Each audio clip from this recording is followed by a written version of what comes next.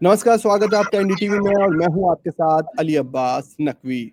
आपको पता है कि राष्ट्रपति चुनाव हुए अमेरिका में, यूएस में, जिस तरीके से ट्रंप ने अपना परचम यूएस में अपना गाड़ दिया है। वहीं आपको ये बात भी पता होगी कि ट्रंप तो जीत गए हैं, कमला हैरिस हार चुकी हैं। कमला हैरिस के बारे में कहा जाता था कि वो भारतवंशी हैं, लेकिन वहीं भारतीय मूल का होने के कारण जिस तरीके से कमला हैरिस लगातार हमारे भारत देश में चर्चा में रही, लेकिन भारत से जुड़ी एक और प्रत्याशी इस वक्त हमारे साथ चर्चा में है और हमारे साथ जुड़ी हुई हैं, जो अमेरिका में जीत चुकी हैं। हम बात कर रहे हैं सबा हैदर की, जो बतौर डेमोक्रेटिक पार्टी उम्मीदवार ड्यूपेस काउंटी से काउंटी बोर्ड का चुनाव जीतने में कामयाब रही हैं। इस वक्त हमारे साथ खुद सबा हैदर मौजूद हैं। बहुत बहुत स्वागत है सबा साहब, आपका हमारे साथ वक्त दिया आपने एनडीटीवी को। जी, थैंक यू किस मच। तरीके से आपका, सबसे पहले कहा जाएगा कमला हैरिस की बात करें, वो भी ये थी कि उनके कुछ परिवार के लोग थे और इनके रिश्तेदार जो हैं वो चेन्नई में या साउथ इंडिया में रहे हैं। वहीं और भी इंडियन की बात करें तो वो थोड़े बहुत ही सालों पहले ही वो सब चीज जा चुकी, लेकिन आप एक सबसे ज्यादा करीब देखा जाए इंडियन को, क्योंकि आप खुद गाजियाबाद में रही, आपने पढ़ाई की और उसके बावजूद बुलंदशहर में आपकी शादी हुई और अलीगढ़ मुस्लिम यूनिवर्सिटी में भी आप पढ़ी। क्या वो सफर रहा है, एक बार जरा वो बताएं। पहले तो थैंक यू आपका अली, और थैंक यू एनडीटीवी का इस अपॉर्चुनिटी के लिए, आपसे बात करने के लिए, आपके दर्शकों से बात करने के लिए। जब कोई भारतीय मूल का इलेक्शन में रन करता है किसी और मुल्क में, चाहे अमेरिका हो या कोई और, तो खुशी तो खास होती ही है। और क्योंकि मैं 22 साल की थी जब मैं अमेरिका आई, तो बहुत ज़िंदगी में बहुत चेंजेस देखे सडनली, क्योंकि आप अपने परिवार को, आप अपनी रूट्स को, आप अपने कनेक्शंस को, कम्युनिटी को पीछे छोड़ के नई जगह पे अपनी जड़ें बनाने की कोशिश करते हैं। तो वो प्रोसेस बहुत मुश्किल होता है, खासकर for a young couple like me and my husband Ali. तो पर वो सब किया, और अब जब हम लोग 17 साल बाद अब जब जीते हैं, तो बहुत बहुत खुशी है, बहुत फ़ख्र महसूस होता है कि कहीं न कहीं थोड़ा बहुत देश का नाम रोशन कर पाई हूँ। आपकी आवाज़ नहीं आ रही अली। दर्शकों को और भी सारी चीज दिखाने से पहले एक बार मैं कुछ फोटोज लोगों को दिखा देता हूँ कि किस तरीके से आपने पूरा अमेरिका के अंदर, यूएस में अपना भारत का परचम गाड़ा। Thank you. देख सकते हैं, ये खुद सबा हैदर है, जो यूएस के अंदर किस तरीके से उन्होंने प्रचार प्रसार किया। सबा हैदर के नाम से ही यहाँ पे आप देख सकते हैं कैसे ड्यूक काउंटी बोर्ड के नाम से लोग उन्हें एक तरीके से सपोर्ट कर रहे थे और किस तरीके से उन्हें यहाँ पे इतनी बेहतरीन तरीके से जीत मिली है, जिसके बाद आज उन्हें हर कोई जान रहा है। या आप उनके हस्बैंड भी देख सकते हैं और ये उनकी पूरी फैमिली है और जो आपके साथ एनडीटीवी पे साहब मौजूद थे। तो सब ये आपने बताया, एक वहीं अभी हाल ही में हमने भी देखा कि जिस तरीके से ट्रम्प, तो बेशक वो जीते हैं, लेकिन आप डेमोक्रेटिक पार्टी से थे, आपने परचम अपना वहां पे जीत लिया। किस तरीके से इतनी बड़ी जीत को देखती हैं आप? जीत को अब हम देखें तो ऐसा महसूस होता है कि बहुत हैरानी होती है कि हालांकि पूरे कंट्री में रेड वेव थी और ट्रंप जीते हैं, लेकिन फिर भी हम लोकल लेवल पे, हम काउंटी लेवल पे मैं एज अ डेमोक्रेट जीत पाई हूँ। और उसकी वजह यही है क्योंकि मैंने सालों से जो लोकल कम्युनिटीज़ हैं, समुदाय हैं, उनमें काम करती रही हूँ, चाहे वो एज अ वॉलंटियर हो या या किसी भी बोर्ड या काउंसिल की बोर्ड मेंबर हूँ, या मैं public health board, DuPage county health department के पब्लिक हेल्थ बोर्ड पे काफ़ी सालों से काम कर रही हूँ। तो मेरा काम जो है वो लगातार मेरी लोकल कम्युनिटीज़ में चलता रहा है। और आजकल के जो वोटर्स हैं वो बहुत समझदार हैं। आजकल के वोटर्स महसूस कर सकते हैं कि कौन कैंडिडेट जो है वो मेहनती है, कौन कैंडिडेट ईमानदारी से अपना काम कर रहा है। और अगर कोई अपना काम कैंपेन में इतनी ईमानदारी से और इतनी मेहनत से कर रहा है, तो वो रिफ्लेक्टिव है, वो उसका आभास आपको देता है कि आगे जाके जब आप जीत जाएंगे, तो आप किस किस किस्म का, किस प्रकार का काम कर पाएंगे। तो मेरा मानना यही है कि वोटर्स ने उस काम को सराहा, उस काम को पहचाना। और सबसे बड़ी बात यह है कि जो हमारा विजन है, हमने ये नहीं कहा कि हम जो है काउंटी के लिए रन करेंगे और तुम हमें वोट दो। हमने कहा कि हम काउंटी के लिए इन मुद्दों पर रन करेंगे। अगर ये मुद्दे आपकी समझ में आते हैं तो आप हमें वोट दीजिए। और मेरे मुद्दे जो थे वो मुझे लगता है कि वो मेरे वोटर्स के साथ रेजोनेट करे, उनको उससे कनेक्शन महसूस हुआ, उन्हें लगा कि हाँ ये ज़रूरी मुद्दे हैं, और उन्होंने मुझे एक भारी बहुमत से जीत हासिल कराई। तो कितना फ़ख्र महसूस होता है, एक हिंदुस्तानी हैं आप, और कैसे वो जो सफ़र आपका रहा है ये अमेरिका तक जाने का, यूएस में आप गए, परचम लहराया, वहीं और इससे पहले भी आप 1-2 बार खुद एक बार आप चुनाव में खड़ी हुई थी, उसका आपको हार का भी सामना करना पड़ा है। क्या आपने ऐसी स्ट्रैटेजी अपनाई जो आपने पिछली बार जो कुछ ऐसी गलतियाँ रह गई हैं, क्या ऐसी चीज़ रह गई थी जिसकी बिना पे वो आपने इस बार नहीं वो चीज़ को अपनाया और इस वक़्त आपके हाथ में जीत हासिल हुई? जी, इट्स अ ग्रेट क्वेश्चन। पिछली दफ़ा जब 2022 में हम लोगों ने रन किया था, तो जो बोर्ड मेंबर मेरे जो रन कर रही थीं, वो किसी वजह से, अपने पर्सनल वजह से नहीं रन कर पाईं। तो डेमोक्रेटिक पार्टी ने मुझे इस पोज़ीशन के लिए रन कराया था 2022 में। वो लोग, उन्होंने कहा कि हम चाहते हैं कि आप रन करें। मगर जब मैंने 2022 में रन किया था, तो मेरा कैंपेन स्टार्ट हुआ, मैं ऑफिशियली कैंडिडेट बनी सरप्राइजिंगली एक्चुअली 15 अगस्त को, जो हमारा इंडिपेंडेंस डे है, तो मेरे ऑफिशियल पेपर्स फाइल हुए थे 15 अगस्त को 2022 में। तो 15 अगस्त से लेकर के नवंबर जब इलेक्शन हुआ 22 में, हमारे पास करीब 10 हफ्तों का वक्त था। तो हालांकि ग्राउंड लेवल पे मैं as a volunteer, as a small business owner काम कर रही थी, लेकिन जो कैंपेन रन करने का जो काम होता है, जो एक इंफ्रास्ट्रक्चर आपको सेटअप करना होता है, टीम सेटअप करनी होती है, उसके लिए टाइम चाहिए होता है, उसके लिए फंड रेजिंग करनी होती है। तो क्योंकि हमारे पास वक्त बहुत कम था, पिछली दफ़ा 10 हफ्ते करीब थे, तो हम लोग, हालांकि हम लोगों ने बहुत जी जान से मेहनत करी, लेकिन हम करीब उतना नहीं पहुंच पाए। We were almost there but not quite. तो पिछली दफ़ा जो विन नंबर था वो 23,000 वोट था, और हमने 10 हफ्तों में 22,000 वोट जीते थे। तो हम काफ़ी करीब आ गए थे जीत के, लेकिन नॉट क्वाइट, जीत नहीं पाए थे। और इस दफ़ा हम लोगों ने अपना, और 2022 नवंबर में हार के बाद हम लोगों ने 2022 दिसंबर से ही काम शुरू कर दिया था। तो करीबन 2 साल हम लोगों ने लगातार काम किया। लोग जुड़ते चले गए, हमारी team, I can not thank enough my team. I mean, my team was our core campaign team. बहुत ज़बरदस्त लोग हैं, they are so passionate, they are so good in जो वो करते हैं, जो उनकी फील्ड्स हैं, उनमें वो बहुत एक्सपर्ट हैं। उन लोगों ने सबने मेरी बहुत हेल्प करी, my family, my husband, all of the volunteers. बहुत लोग ऐसे जुड़े जो जिन्हें मैं जानती नहीं थी, उन्होंने खाली ईमेल किया, फ़ोन किया, टेक्स्ट किया और कहा कि हम आपके साथ जुड़ना चाहते हैं, आपकी मदद करना चाहते हैं, हेल्प करना चाहते हैं। तो वो जो एक जो हुजूम है, एक ग्रास रूट्स जो सॉर्ट ऑफ बॉयल था, उसकी वजह से मुझे लगता है कि हम वो फ़र्क था 22 में और इस दफ़ा के इलेक्शन में, और उसी की वजह से हम लोग इतना सक्सेसफुल कैंपेन रन कर पाए। वहीं आप अलीगढ़ मुस्लिम यूनिवर्सिटी में भी आप पढ़ी हुई हैं, और अभी एक आपने देखा होगा कि उसे एक तरीके शैक्षिक संस्थान का दर्जा प्राप्त का एक मुस्लिम जो कहा जाता था, उसे वो एक रास्ता खुल गया, सुप्रीम कोर्ट का एक फैसला आया, आपने पढ़ा भी होगा। किस तरीके से आप ये देखती हैं इस फैसले को? आई बिलीव कि यूनिवर्सिटी जैसे कि एएमयू यूनिवर्सिटी है, उसने एक ऐसा मुझे प्लेटफॉर्म प्रोवाइड किया जिससे कि मैं अपने पोटेंशियल को अनलॉक कर पाई। मैंने वहाँ से मास्टर्स किया है वाइल्ड लाइफ साइंस में, और मेरे प्रोफेसर्स, मेरे टीचर्स, मेरे seniors, I mean they're just such high quality individuals. I mean वो इतने काबिल, इतने हेल्पफुल लोग हैं, और उन्हीं की वजह से I mean, some of the teachers that we studied with are just doing such amazing work. इतना अच्छा वो लोग काम कर रहे हैं, खासकर वाइल्ड लाइफ में। तो उनको देख के इंसान को कुछ करने की ज़िंदगी में हासिल होती है, एक उम्मीद होती है, एक आपको उनसे इंस्पिरेशन मिलती है। मुझे याद है कि मेरे प्रोफ़ेसर हमेशा हमेशा मुझे पुश किया करते थे, और वो मुझे कहते थे एएमयू में कि ना तुम सिविल सर्विसेज़ में जाओ। तो मैं हँसती थी कि सर आपको क्या दिखता है मुझ में? आप कैसे बोल रहे हैं कि सिविल सर्विसेज़ में जाओ? मुझसे कभी नहीं हो पाएगा। और मैं उनकी बातों को मज़ाक में ले लेती थी। और मैं सोचती हूँ 17 साल बाद कि उसी का इक्विवेलेंट ऑलमोस्ट यहाँ पे मैंने अमेरिका में हासिल किया है, तो मुझे लगता है कहीं न कहीं जो बीज उन्होंने बोया था, आज वो फल दे रहा है। तो मुझे बहुत फ़ख्र महसूस होता है कि मैं एक अलीग हूँ, और उन सब टीचर्स, उन सब मेंटोर्स की वज़ह से आज यहाँ पहुँची हूँ।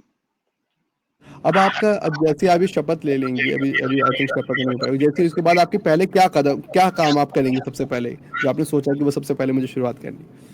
देखिए किसी भी चीज़ को अच्छे से करने के लिए मेरा ये मानना है कि आपको पहले चीज़ों को समझना ज़रूरी है। हम लोग अक्सर ये भूल जाते हैं कि जब हम कुछ भी हासिल करते हैं तो हमें लगता है मैं ये कर दूँगा, मैं वो कर दूँगा, मैं ये हम ये भूल जाते हैं कि हम एक इकोसिस्टम में काम कर रहे हैं, कि हमें और लोगों के साथ मिल के काम करना है। तो उ उस चीज़ को मैं बहुत अहम मानती हूँ। तो मेरा गोल यही रहेगा कि मैं पहले आउटरीच पे काम करूँ। लोगों के साथ कनेक्शंस बनाने में काम करूँ, समझने में काम करूँ कि मेरा स्टाफ जो है, जो काउंटी का स्टाफ है वो कैसे फ़ंक्शन करता है और बोर्ड मेंबर्स के क्या सोच है, क्या विचार है, उनके साथ में कैसे मिलके काम कर सकती हूँ। जो मेरी चेयर हैं काउंटी की डेब कॉनरॉय, चेयरवुमन डेब कॉनरॉय, उनके साथ एक राब्ता हासिल करना, उनके साथ मिलके काम करना, उनका क्या विज़न है, उस विज़न के साथ अलाइन होना और अपने विज़न को उनके विज़न के साथ अलाइन करना। मेरा मानना है कि ये ग्राउंड वर्क ज़्यादा ज़रूरी है करना पहले ताकि आप कुछ हासिल कर पाएँ क्योंकि आप अकेले साइलो में जीत तो हासिल कर सकते हैं लेकिन आप काम नहीं कर पाएँगे। काम करने के लिए आपको अपने आस-पास के लोगों के साथ मिल के काम करना, उनके साथ उनसे सीखना, उनको समझना बहुत ज़रूरी है और मेरा पहला स्टेप यही रहेगा कि मैं स्टाफ को, बोर्ड मेंबर्स को, लोकल नॉन प्रॉफिट्स को बिज़नेसेस के साथ जुड़ूँ, उनको समझूँ, उनकी ज़रूरतों को समझूँ और फिर आगे काम करूँ। वही सभा जी, जहाँ आपने खुद बताया कि आपके साथ तकरीबन लाखों की तादाद में लोग हैं जिन्होंने आपको सपोर्ट भी किया, जिनके वोटर्स भी हैं। वहीं ये बात करें, क्योंकि अब आप एक पद पे आ चुकी हैं जो एक संविधान का पद है और एक रेपुटेड पद पे हैं। वहीं किस तरीके से आप देखती हैं, क्योंकि जब हर जगह से जहाँ लोग आपके यूएस में हैं, और वहीं एक गाज़ा का कॉन्फ्लिक्ट भी हमें देखने को मिलता है, और जिस तरीके से आप सीरिया की बात करें, लेबनान की बात करें, तो उस तरीके से आप इसको किस नज़र से देखती हैं? क्योंकि ट्रम्प तो आए, वो ये कह रहे हैं कि अब मैं इसको पूरे रुकवाऊँगा, जबकि कैमला हैरिस की आप खुद पार्टी में ही हैं, और वहाँ पे अभी तक इस चीज़ को नहीं रुकवाने की बात की गई, ना ही कुछ ऐसी चीज़ की। तो किस तरीके से आप देखती हैं, वो क्या है आपके लिए? मैं बहुत मुझे उम्मीद है कि अगर ट्रम्प ये प्रॉमिस कर रहे हैं तो मुझे बहुत खुशी होगी कि अगर वो इस प्रॉमिस को पूरा कर पाएँ। अगर वो उन्होंने कहा है कि वो एक दिन में इस वॉर को रुकवा देंगे। तो मैं दुआ करती हूँ, मैं उम्मीद करती हूँ कि ऐसा होगा क्योंकि मासूम बच्चे मासूम लोग चाहे गाज़ा में हो, लेबनान में हो, कांगो में हो या दुनिया के किसी भी कोने में हो कोई भी माँ ये इस चीज़ को नहीं चाहेगी कि वो ऐसा हो। तो अगर ट्रम्प ये प्रॉमिस करते हैं तो मुझे बहुत खुशी होगी अगर वो ऐसा कर पाएँगे। एक और भी अभी एक मुद्दा ज़्यादा उठता है, वो जिस तरीके से है कि हिजाब का इशू। आप खुद भी एक मुस्लिम महिला हैं और यूएस में भी रह रही हैं। तो क्या आप देखती हैं इस हिजाब के इशू पे आपके क्या नज़राना है? किस तरीके से आप इस चीज़ को देखती हैं? इट्स अ टफ क्वेश्चन क्योंकि मैं खुद हिजाब नहीं पहनती हूँ। तो मेरा मानना ये है कि हिजाब जो है वो बहुत ही पर्सनल डिसीज़न है और वो एक औरत का डिसीजन है कि वो उस हिजाब को और अगर हम लफ्ज़ हिजाब को अगर हम खोलने की कोशिश करें like peel the layers of the word तो वो शर्म, वो हया, वो हर एक औरत के लिए उसका मायने अलग है। और वो मायने हमें औरतों पे छोड़ देने चाहिए कि वो उसको कैसे समझती हैं, कैसे उसको इंटरप्रेट करती हैं, कैसे अपनी ज़िंदगी में उसको लागू करती हैं, उसको प्रैक्टिस करती हैं और बाकी तो वो जज करने वाला है। वहीं अभी जिस तरीके से आप हैं, आपने माशाल्लाह से देखा जाए बिल्कुल खुशहाली के साथ हैं, भारत का परचम आप लहरा रही हैं। वहीं अभी एक हाल में आप इन्हें और भी देखा होगा कि कनाडा के अंदर जिस तरीके से भारत के रिश्ते बने हैं, वहाँ पे टेंपल के अंदर भी कुछ जो तत्व थे, उन लोगों ने एक तरीके से घुसने की कोशिश की। बड़ा एक माहौल एक तरीके से गमगीन सा हो गया। किस तरीके से आप देखती हैं आप इस चीज़ को एज़ ए यूएस में अब आप एक पोस्ट पे हैं, और क्या एक एक पीस का मैसेज आप देना चाहेंगी? जब दूसरे दूसरे मुल्क के लोग किसी और कंट्री में आके रहते हैं, चाहे वो यूएस हो, कनाडा हो या कोई और भी हो, यूरोप में कहीं भी या कहीं जहाँ भी रहते हैं, तो मुझे मेरा ये मानना है कि उन लोगों की भरपूर कोशिश रहती है कि हम कैसे भी अपनी लोकल कम्युनिटीज़ में ज़्यादा से ज़्यादा दे सकें, ज़्यादा से ज़्यादा लोगों की हेल्प कर सकें, मदद कर सकें, एक मॉडल सिटीज़न बन सकें। आप चाहते हैं कि आप खाली अपने आप को नहीं रिप्रेजेंट कर रहे हैं, आप पूरे अपने कंट्री को दूसरे मुल्क में जाकर रिप्रेजेंट कर रहे हैं। तो आइडियली यही हो कि आपको जो सामने वाला जो कंट्री है, जो सामने कंट्री के लोग हैं, वो आपको खुली खुली बाहों से आपको वेलकम करें, आपको एक्सेप्ट करें और आपके काम को सराहें। आइडियल सिचुएशन में ऐसा होना चाहिए that everybody feels included, welcome and celebrated, no matter where they are. दुनिया के किसी भी कोने में हो, उनको महसूस हो, गर्व महसूस हो इंडिया को रिप्रेजेंट करते हुए दुनिया के किसी भी कोने में। और बहुत अफ़सोस की बात है कि अक्सर ऐसा नहीं होता, या कभी-कभी कुछ मुल्कों में ऐसा नहीं होता। और हम सब लोगों को, आपको, मुझे, इंडिया में और दूसरे मुल्कों में ये काम लगातार करते रहना चाहिए कि हमें हमें एजुकेट करना है लोगों को, हमें समझाना है, हमको बताना है कि कई दफ़ा होता है कि किसी समुदाय की एक इमेज होती है, स्टीरियोटिपिकल इमेज होती है, और वही स्टीरियोटिपिकल इमेज जो है वो परपेचुएट होती चली जाती है, वही रिपीट होती चली जाती है, वही लोग उनके बारे में कहते चले जाते हैं।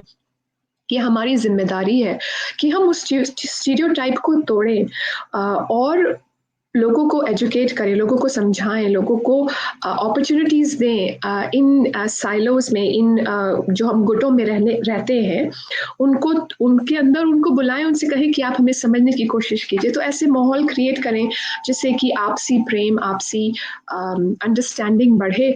तो मेरा मानना है कि ऐसे हादसे शायद फ्यूचर में कम हो पाए। बिल्कुल। वहीं अब आपसे एक ज़्यादातर 2 ही सवाल और रह गए। हिंदुस्तान का और यूएस का और रिश्ता, अब आप मानिए वैसे तो हमेशा हमारा भारत इस तरीके से है कि उसके कभी भी, चाहे बाइडेन बने, चाहे ट्रम्प बने, हमेशा ही मजबूत के रिश्ते ही रहे हैं हमेशा। और हमेशा हर जितने भी विश्व की ताकत हमारे भारत को हमेशा समझा गया है। किस तरीके से देखते हैं ट्रम्प के आने से एक बार फिर से वो आए हैं, 2.0 तरीके से कहा जा रहा है। क्या और मजबूत हमारे भारत के रिश्ते, किस तरीके से देखते हैं आप एज़ ए यूएस में बैठे हुए एक राइट। अधिकारी? मैं एज़ अ यूएस सिटिज़न और भारतीय मूल की औरत होते हुए तो सिर्फ़ कामना ही कर सकती हूँ कि हमारे रिलेशंस जो हैं वो स्ट्रॉन्ग होंगे। हमारे आपसी बिज़नेस हो या वीज़ा रिलेटेड इश्यूज़ हों, कि हम उसको और बेहतर बना सकें और मज़बूत बना सकें। और जैसे कि भारतीय मूल के लोग इंडिया में दिन-ब-दिन आगे बढ़ते जा रहे हैं, बेहतरी करते जा रहे हैं, सक्सेसफुल होते जा रहे हैं, तो उससे हमें, we get a seat at the table, हमको उन कन्वर्सेशंस में हिस्सा लेने का मौका मिल रहा है। अ, और उन उन कन्वर्सेशंस से हमें एक अपॉर्च्युनिटी मिलती है कि हम उन कन्वर्सेशंस को उस डायरेक्शन में गाइड करें, जिससे कि ना कि इंडियंस यहाँ पे जो यूएस में हैं उनको फ़ायदा हो, बल्कि जो हमारे रिलेशनशिप्स हैं, वेदर इट्स ट्रेड रिलेशनशिप्स और एनी अदर, वो और स्ट्रॉन्ग हो सके और बेहतर हो सके। तो मैं तो सिर्फ यही कोशिश करूँगी, दुआ करूँगी, कामना करूँगी कि आने वाले वक्त में our president elect Donald Trump will work on that, in making sure we have a stronger relationship with our country, because at the end of the day it's about people. चाहे डेमोक्रेट्स हो, चाहे Republicans हो, चाहे भारत की कोई भी government हो, the goal is to serve the people. और अगर हमारा वो गोल क्लियर है कि हम लोगों की मदद करना चाहते हैं, लोगों को सर्व करना चाहते हैं, तो it will all be good in the end. मेरे बस एक, जिस तरीके से कहा जाता है कि कोई भी इंसान, जब ये मर्द जो होता है उसकी कामयाबी के पीछे एक औरत का हाथ होता है, वहीं लेकिन अब आप क्या देखते हैं कि क्योंकि जिस तरीके से मुस्लिम समाज में जिस तरीके से या जो कहा जाता है कि औरतों को बाहर नहीं निकालते, आप और आपके शौहर जिस तरीके देखा जाए तो एक तरीके से वो एक जीता जागता एग्जाम्पल है उन लोगों के लिए जो कहते हैं कि जो मुस्लिम महिलाएं बाहर नहीं जाती हैं। तो क्या, मतलब ईश्वर के बाद, मतलब और किसको, अपने शौहर को, आप अपने जो हस्बैंड है आप उनको क्रेडिट देना चाहेंगी कि उन्होंने इतना मोटिवेट किया और जब आप सामने? बिल्कुल, मेरा काम था सिर्फ़ अपना बिज़नेस रन करना, अपनी कम्युनिटी में वॉलंटियर करना और अपने बच्चों को पालना, बड़ा करना। मेरे हस्बैंड ही थे जिन्होंने कहा कि तुम्हें इलेक्टेड ऑफिस के लिए रन करना चाहिए। I was like what are you talking about? पर जब उन्होंने मुझे एनकरेज किया, उन्होंने देखा, शायद उन्होंने कुछ देखा होगा मुझ में, तो आज मैं जो इलेक्टेड ऑफिशियल हूँ, उनकी वजह से ही, उनकी सपोर्ट की वजह से ही, क्योंकि अभी जब मैं आपके सामने बैठ के इंटरव्यू दे रही हूँ तो सब थोड़ा आसान लगता है, थोड़ा सा ग्लैमरस भी लगता है। लेकिन जो रोज़मर्रा का जो काम है, रोज़ आप सुबह निकलते हैं और आप डोर नॉकिंग पे निकलते हैं, और मैंने हज़ारों डोर्स नॉक करे हैं 2 साल के अरसे में। और कई दफ़ा बहुत लोग प्यार से भी मिलते हैं, खुलूस से भी मिलते हैं। कुछ लोग दरवाज़ा भी मुँह पे मार देते हैं कि कौन हो तुम? क्यों मेरे दरवाज़े पे आई हो? क्यों अपने बारे में मुझे बता रही हो? तो वो जो रोज़मर्रा के जो चैलेंजेज़ हैं, उनको फेस करना आसान नहीं है। और जितना भी हम कहें कि जो हमारी माएँ, बेटियाँ हैं, बहनें हैं, कि आप सब कर सकती हैं, आप सब नहीं कर सकती हैं। अगर आप अपने जॉब में एक्सेल कर रही हैं, तो कहीं न कहीं थोड़ा-सा कुछ पीछे छूट रहा है, और उसको एक्सेप्ट कर लें। हर हर चीज़ परफेक्ट होनी ज़रूरी नहीं है। अगर सिंक में बर्तन है, तो एक दिन चलेगा, कोई बात नहीं। थोड़ा-सा अपनी तरफ ग्रेस एक्सटेंड करें, थोड़े-से अपनी तरफ काइंडनेस दिखाएँ, और अपने ऊपर इतना प्रेशर ना डालें। और अगर आप एक चीज़ में सफल हो रही हैं, तो दूसरी चीज़ अगर परफेक्ट नहीं है, तो ठीक है, चलेगा, इट्स ओके। और वो रिमाइंडर अली बराबर मुझे देते रहे कि you are focusing on your campaign, I understand, and मेरे 2 बच्चे हैं, 12 साल और 16 साल का मेरा बेटा है। तो मेरी बेटी और मेरा बेटा दोनों बहुत सपोर्टिव हैं। मेरे बच्चे अपनी लॉन्ड्री खुद करते हैं, तो मुझे एटलीस्ट लगता है कि अच्छा चलो, शायद वो एक कैंपेन की अच्छी चीज़ ये निकल के आई कि वो लोग थोड़े और ज़िम्मेदार अपने आप हो रहे हैं। तो कैंपेन रन करना, ख़ासकर अमेरिका में कैंपेन रन करना, आप अकेले नहीं कर सकते। और जितने अली ज़िम्मेदार हैं, मैं ये भी कहना चाहूँगी कि मेरे मेरे जो दोस्त हैं, मेरी जो टीम है, जो मेरे वॉलंटियर्स हैं, they say behind every successful man there is a woman. I would say behind a successful woman there is a village. It's a whole village that stood behind me, जिन्होंने रोज़ मेरे लिए मेहनत करी, रोज़ मेरे लिए दुआएँ की, रोज़ मुझे सपोर्ट किया, मेरे लिए फाइट किया, and this win is for them. You are on mute Ali, I believe. अब एक बार मैं पूछना चाहूँगा, क्या आप एक संदेश देना चाहेंगे उन लेडीज़ के लिए जो आपको देख के वो मोटिवेट हो, जो अभी सोचते हैं कि हमें कुछ करना है लेकिन वो बाहर नहीं जा पा रही हैं, उनके लिए आप क्या संक्षिप्त में उन लोगों को बताना चाहेंगे, और स्पेशली उन लेडीज़ को, बिकॉज़ आप खुद एएमयू से लेके आपने कहा आप पूरे यूएस तक में आई हैं और आपने पूरे हिंदुस्तान का परचम अभी यहाँ पे पूरा लहराया। क्या आप उनको संदेश देना चाहेंगी? अगर आप अपनी ज़िंदगी में कुछ हासिल करना चाहती हैं, तो आप कोई एक ऐसा व्यक्ति, इंसान चुन लें, जो आपका मेंटर बने। चाहे वो औरत हो, चाहे वो आदमी हो, जो भी आप अपनी ज़िंदगी में हासिल करना चाहती हैं, you have to surround yourself with people that inspire you to be something। आप अपने आप को ऐसे लोगों से, आपके आसपास जो लोग हों, जो आपको ज़िंदगी में बेहतर करने की प्रेरणा दें, इंस्पिरेशन दें। अगर आप एक प्रोफ़ेसर बनना चाहती हैं, तो किसी भी प्रोफ़ेसर से को रीच आउट करें और उनसे कहें कि देखिए, मैं अभी बीए कर रही हूँ या बीएससी कर रही हूँ, पर मैं आपके जैसे प्रोफ़ेसर बनना चाहती हूँ। मुझे क्या करना चाहिए? मुझे किस तरह की किताबें पढ़नी चाहिए? मुझे किस तरह के लोगों से मिलना चाहिए? इंटरव्यू की तैयारी कैसे करनी चाहिए? तो आप एक मेंटर पकड़ लें, और और आप यकीन जानिएगा, जब आप मेंटर ढूँढ लेंगे या किसी को रीच करेंगे, तो वो मेंटोर्स खुद बहुत खुश होते हैं, क्योंकि आप उनके काम की सराहना भी कर रहे हैं, आप उनको भी जी, वैलिडेट कर रहे हैं, आप उनको भी इज़्ज़त दे रहे हैं। तो लोग बहुत खुश होके आपको सपोर्ट करेंगे। और अगर आप पॉलिटिक्स में आना चाहती हैं, तो आप reach out to politicians around you, जो आपके लोकल पॉलिटिशियंस हैं, मुझे रीच आउट कीजिए। मैं सबा डू पेज पे, I am on Instagram and all sorts of social media. Reach out me, I will be more than happy to help you and guide you. People are willing to help, you have to ask for help. लोग आपकी मदद करना चाहते हैं, आप मदद मांगने से शर्मिंदा ना हो, हेजिटेट ना करें, रास्ते खुलते चले जाएंगे। चलिए बहुत-बहुत शुक्रिया सबा साहब, आपने हमें अपना वक़्त दिया, लेकिन आप सब लोग भी देख रहे हैं कि किस तरीके से सबा जो हैदर हैं, उन्होंने अपना सिर्फ़ अपना ही नाम ऊँचा नहीं किया, हमारे भारत का भी नाम ऊँचा किया है, और साथ-साथ उन्होंने ये एक मोटिवेशन दिया है हर उस लड़की के लिए कि जो भी अगर एक बार दिल में ठान ले, तो वो ज़रूर उस मंज़िल तक पहुँच जाएगी। मुझे यानी अली अब्बास नकवी को दीजिए इजाज़त। सबा जी, आपने वो हमें वक़्त दिया। एनडीटीवी के साथ आपने पहला एक्सक्लूसिव इंटरव्यू एनडीटीवी को मिला है, अभी तक इंडियन टीवी चैनल पे किसी के पास भी इंटरव्यू नहीं था। हम आपका बहुत-बहुत शुक्रगुज़ार हैं कि आपने हमें अपना कीमती वक़्त दिया। आई एम धन्यवाद Saba. Honoured Ali, thank you for your time, बहुत थैंक यू। शुक्रिया।